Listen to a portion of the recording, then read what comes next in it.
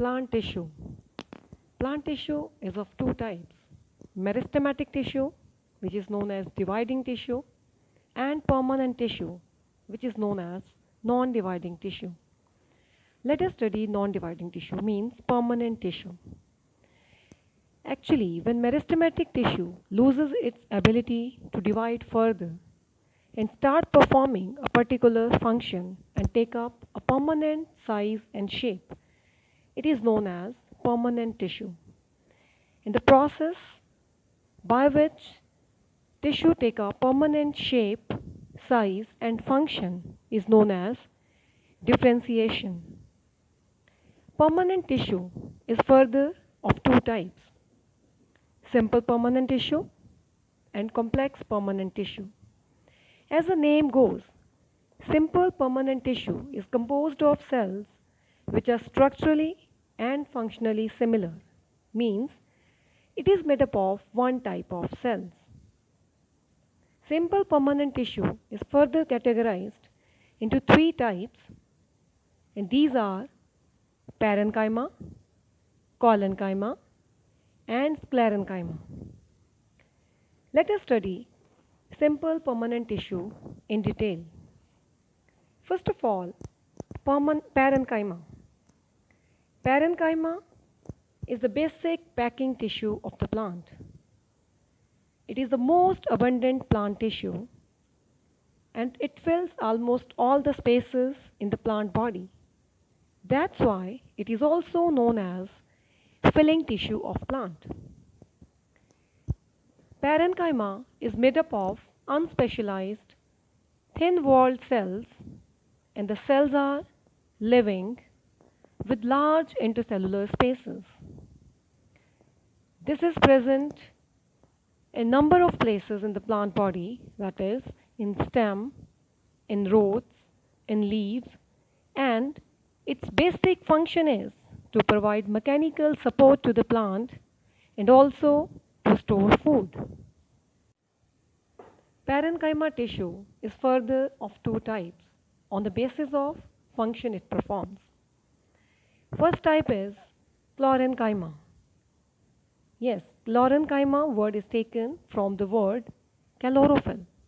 If parenchyma tissue have green colored pigment chlorophyll, it carries out the process of photosynthesis.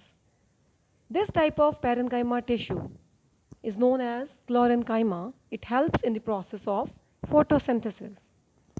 Another type of parenchyma tissue is arenchyma. Aren means air spaces. If parenchyma tissue have air filled in its intercellular spaces, it helps in buoyancy of plant. Means in aquatic plants, this parenchyma tissue provides buoyancy, it provides floating ability to the plant. This type of parenchyma tissue is known as arenchyma. So, as the name suggests, chlorenchyma and arenchyma, they are basically parenchymatous tissue only, but according to the function, they got its different name, that is chlorenchyma and arenchyma. Now let us move to the second type of simple permanent tissue, that is collenchyma. Collenchyma is also made up of living cells which are elongated, and they are almost similar to parenchyma, but they have one distinguishing feature, that is they are irregularly thickened at its corners. They have extra deposition of cellulose at its corners, due to which irregular thickenings can be seen. The basic function of this collenchyma tissue is it provides flexibility to plant body. Like we are able to fold leaf of a plant, we are able to pull a branch of tree, and even plants can withstand high wind pressure due to collenchyma tissue.